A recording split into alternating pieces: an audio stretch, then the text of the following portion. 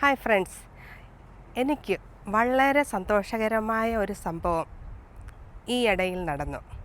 അതെന്താണെന്ന് പറയട്ടെ. അതായത് നമ്മുടെ ഗവൺമെൻറ് ഡോക്യുമെൻറ്റേഷനൊക്കെ മലയാള ഭാഷയിലേക്ക് മാറ്റിയെന്നറിഞ്ഞതിൽ അതിൽ വളരെയധികം സന്തോഷമുണ്ട്. ശരിയാണ്, നമ്മുടെ നാട്ടിലുള്ള എല്ലാവർക്കും ഇംഗ്ലീഷ് അറിയണമെന്നില്ല. അറിയാമെങ്കിലും ആപ്ലിക്കേഷനൊക്കെ നന്നായിട്ട് ഫില്ലപ്പ് ചെയ്യാൻ അവർക്ക് അത് ഒരു പക്ഷേ ബുദ്ധിമുട്ടായിരിക്കും.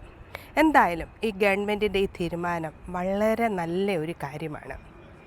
അപ്പോൾ ഈ സമയത്ത് ഞാൻ ഒരു കാര്യം കൂടി നിങ്ങളുടെ മുമ്പിൽ പ്രസൻറ്റ് ചെയ്യാൻ ആഗ്രഹിക്കുന്നത്, അതായത് ഗവൺമെൻറ് ഡോക്യുമെൻറ്റേഷനൊക്കെ മലയാളത്തിലാക്കിയത് നല്ല കാര്യം.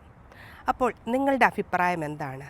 നമ്മുടെ മെഡിക്കൽ ഡോക്യുമെൻറ്റേഷൻ, അറ്റ്ലീസ്റ്റ് നമ്മുടെ മരുന്നുകൾ, നമ്മൾ ഉപയോഗിക്കുന്ന മരുന്നുകളെ പറ്റിയുള്ള അറിവ്, അതായത് മരുന്നിൻ്റെ പേര്, മരുന്ന് എന്തിനാണ് ഉപയോഗിക്കുന്നത്, അതിൻ്റെ ഡോസ് എങ്ങനെയാണ്, അതിൻ്റെ ടൈമിംഗ് എങ്ങനെയാണ്, അതുപോലെ തന്നെ ആ മരുന്ന് ഉപയോഗിച്ചാലുള്ള പാർശ്വഫലങ്ങൾ എന്തൊക്കെയാണ്, ഇത്രയും കാര്യങ്ങൾ നമ്മൾക്ക് പൊതുജനങ്ങൾക്ക് മനസ്സിലാകുന്ന രീതിയിൽ ആ ഇൻഫർമേഷൻ മലയാളത്തിലാക്കിയാൽ നല്ല കാര്യമല്ലേ? കാരണം എന്താണെന്ന് വെച്ചാൽ, ഇതിന് എനിക്ക് വളരെയധികം ഉദാഹരണങ്ങൾ സഹിതം പറയാൻ പറ്റും. ഈയിടെ എനിക്കറിയാവുന്ന ഒരാളുടെ അമ്മ വൈകിട്ട് ഉറക്കമില്ല, ഡോക്ടറെ കാണാൻ പോയി. അപ്പോൾ ഡോക്ടർ സ്ലീപ്പിംഗ് മെഡിസിൻ പ്രിസ്ക്രൈബ് ചെയ്ത് കൊടുത്തു. മരുന്ന് കിട്ടിയത്, അതായത് മരുന്ന് മേടിച്ച ഉടനെ തന്നെ ആ അമ്മ മരുന്നെടുത്ത് കഴിച്ചു കഴിഞ്ഞ് നോക്കുമ്പം ബസ്സിലായിരുന്നു പോയത്. ബസ്സിൽ നിന്ന് ഇറങ്ങാൻ പറ്റുന്നില്ല, ഉറക്കം തൂങ്ങി വീഴുന്നു. വീട്ടിൽ ചെന്നപ്പോൾ തന്നെ വീഴാൻ പോകുന്നു. അപ്പോൾ എന്താണെന്ന് കാര്യമെന്ന് നോക്കി മനസ്സിലാക്കിയപ്പോഴാണ് മനസ്സിലായത്, ഡോക്ടർ ഉറങ്ങാനായിട്ട് കൊടുത്ത മരുന്ന് അന്നേരം തന്നെ. അപ്പം ആ അമ്മ വിചാരിക്കുന്നത് എൻ്റെ ശരീരത്തിൻ്റെ ക്ഷീണം കൊണ്ടായിരിക്കും, എൻ്റെ വൈറ്റമിൻ്റെ കുറവ് കൊണ്ടായിരിക്കും, എനിക്ക് മറ്റെന്തെങ്കിലും കുഴപ്പം കൊണ്ടായിരിക്കും എൻ്റെ ഉറക്കക്കുറവ്. അപ്പോൾ അതുകൊണ്ട് ഡോക്ടർ മരുന്ന് പ്രിസ്ക്രൈബ് ചെയ്ത് കൊടുത്ത ഉടനെ തന്നെ ആ മരുന്നെടുത്ത് കഴിച്ചു. അപ്പോൾ ഈ അമ്മയ്ക്ക്, ശരിയാണ്, വളരെയധികം രോഗികളുണ്ട് ഡോക്ടേഴ്സിന്, ഫാർമസിക്കും എല്ലാവരും തിരക്കാണ്. പക്ഷേ അപ്പോൾ അറ്റ്ലീസ്റ്റ് മലയാളത്തിൽ എഴുതി ഈ മരുന്ന് എന്തിനാണ്, ഈ മരുന്ന് എപ്പോഴാണ് കഴിക്കേണ്ടത്, അഥവാ ഈ മരുന്ന് രാത്രിയിൽ കഴിക്കേണ്ട മരുന്ന് പകൽ കഴിച്ചാൽ എന്ത് സംഭവിക്കും, ഇങ്ങനെ ഒരു ചെറിയ രീതിയിൽ, ഒരു വലിയ ഡിസ്ക്രിപ്ഷനൊന്നും ഇല്ലെങ്കിലും ഈ മരുന്ന് എന്തിനാണ്, ഈ മരുന്ന് വേണ്ട വിധം കഴിച്ചില്ലെങ്കിൽ എന്ത് സംഭവിക്കും, ഇങ്ങനെയൊക്കെയുള്ളൊരു ഇൻഫർമേഷൻ നമ്മൾ രോഗികൾക്ക് കൊടുക്കുവാണെങ്കിൽ എന്തെല്ലാം. കാരണം ഈ അമ്മ വീഴാൻ പോയി, വീഴാതെ കുടുംബത്തിലുള്ളവർക്ക് രക്ഷിക്കാൻ പറ്റി.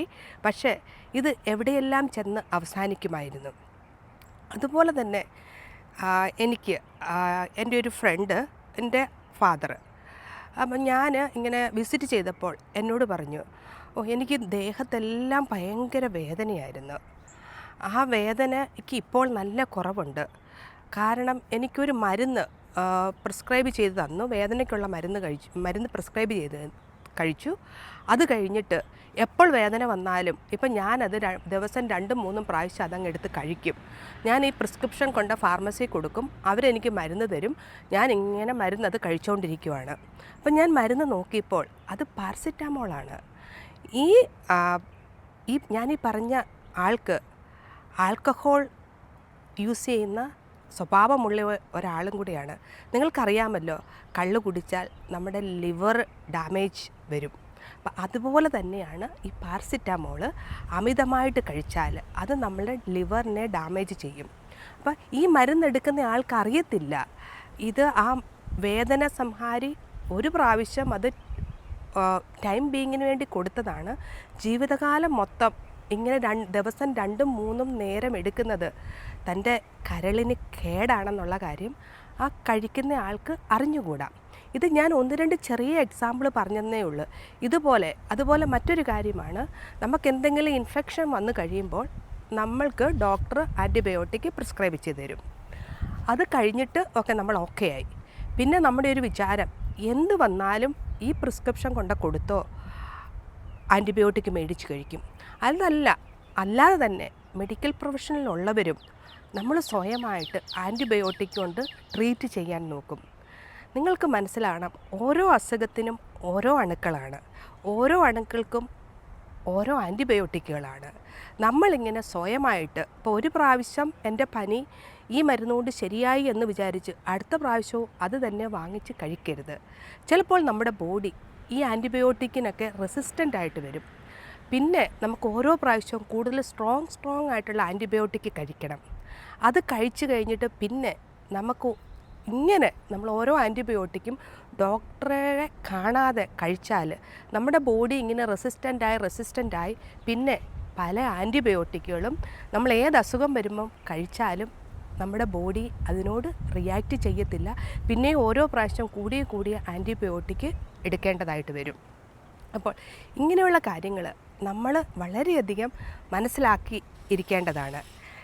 ഈ അവസരത്തിൽ ഞാൻ മറ്റൊരു കാര്യം കൂടെ നിങ്ങളുടെ മുമ്പിൽ പ്രസൻറ്റ് ചെയ്യാൻ ആഗ്രഹിക്കുന്നത്, ഞാൻ നാട്ടിൽ കാണുന്ന മറ്റൊരു കാര്യമാണ്, ചവറുപോലെ എല്ലാവർക്കും പെയിൻ മെഡിസിനും അതുപോലെ തന്നെ ബെൻസോഡൈസപ്പാം ഗ്രൂപ്പിലുള്ള മെഡിസിൻസ് എല്ലാവർക്കും വീട്ടിലൊക്കെ നോക്കിയാൽ ഇഷ്ടം പോലെ കാണാം. പ്രായമൊന്നുമില്ല, ഓക്കെ, നിനക്ക് ഇച്ചിരി എന്തെങ്കിലും ആകുലതയുണ്ടോ, ഉറക്കക്കുറവുണ്ടോ, ഈ കൺട്രോൾ സബ്സ്റ്റൻസ് വളരെയധികം നമ്മുടെ നാട്ടിൽ ആൾക്കാർക്ക് കൊടുക്കുന്നു. ഇത് താൽക്കാലികമായിട്ട് നമ്മൾക്കൊരു ശമനം, നമ്മുടെ രോഗത്തിന് ശമനം കിട്ടും.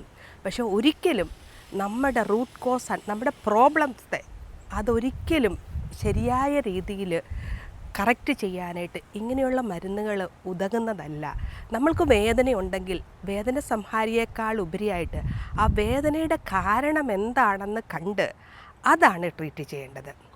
അതുപോലെ നമ്മൾക്കൊരു ആകുലതയുണ്ട്, ആൻസൈറ്റി ഉണ്ട്, അതിനും നമ്മൾ ബെൻസോഡൈസപ്പാം ഗ്രൂപ്പിൽപ്പെട്ട മരുന്നെടുക്കാതെ എന്തുകൊണ്ടാണ് എനിക്കിത്, അതിൻ്റെ കാരണമറിഞ്ഞാണ് ട്രീറ്റ് ചെയ്യേണ്ടത്. ഇതൊക്കെ നമ്മളെപ്പോലെ ഉള്ളവർ, അറിവുള്ളവർ അറിവില്ലാത്തവർക്ക് പറഞ്ഞു കൊടുക്കുക.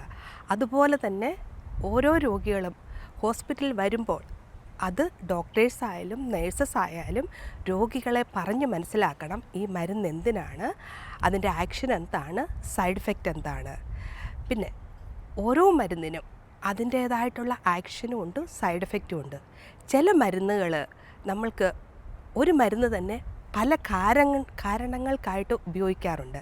അപ്പോൾ അതുകൊണ്ട് നിങ്ങൾ ഏത് അസുഖത്തിന് ഏത് ഡോക്ടറുടെ അടുക്കെ പോയാലും നിങ്ങൾ പറയണം നിങ്ങൾ ഏതെല്ലാം മരുന്നുകളാണ് നിങ്ങൾ എടുക്കുന്നതെന്ന്. ഒരുപക്ഷെ നിങ്ങൾ ഓർക്കും, ഞാൻ പല്ലുവേദനയായിട്ട് പോകുമ്പോൾ ആ ഡോക്ടർ എന്തിനാണ് അറിയുന്നത് ഞാൻ ബ്ലഡ് പ്രഷറിന് എടുക്കുന്ന മരുന്ന്, അല്ലെങ്കിൽ എന്തിനാണ് അറിയുന്നത് എൻ്റെ ഡയബറ്റിക്കിൻ്റെ മരുന്ന്. ഇതെല്ലാം അറിഞ്ഞിരിക്കണം. നമ്മുടെ ബോഡി അത് പാർട്ട് ബൈ പാർട്ടായിട്ടാണ് ഡോക്ടേഴ്സ് കാണുന്നെങ്കിലും ഇത് എൻ്റെ ശരീരമാണ്. അപ്പോൾ എൻ്റെ ശരീരമെല്ലാം ഓവർലാപ്ഡാണ്, ഓവർ കണക്റ്റഡാണ്. അപ്പോൾ ഈ ശരീരത്തിലോട്ട് ഇടുന്നത് അത് ഏത് ഭാഗത്തിനായിട്ടാണെങ്കിലും, അത് ഏത് ഭാഗം കാണുന്ന ഡോക്ടേഴ്സ് ആണെങ്കിലും അവരോട് നമ്മൾ കൃത്യമായിട്ട് പറയണം. അതായത് മെഡിക്കൽ ഹിസ്റ്ററി നമ്മുടെ ഡോക്ടേഴ്സിനോട് പറയുക എന്നുള്ളത് വളരെ ഇമ്പോർട്ടൻ്റ് ആണ്. നമ്മുടെ അസുഖങ്ങളും നമ്മൾ എടുക്കുന്ന മരുന്നുകളും. അതുപോലെ തന്നെ മെഡിക്കൽ പ്രൊഫഷൻ്റെ റെസ്പോൺസിബിലിറ്റിയാണ് പ്രിസ്ക്രൈബ് ചെയ്ത് കൊടുക്കുന്ന മരുന്ന് അതെന്തിനാണ്, അതിൻ്റെ ഡോസ് എങ്ങനെയാണ് എടുക്കേണ്ടത്, അതിൻ്റെ സൈഡ് എഫക്റ്റ് എന്താണ്,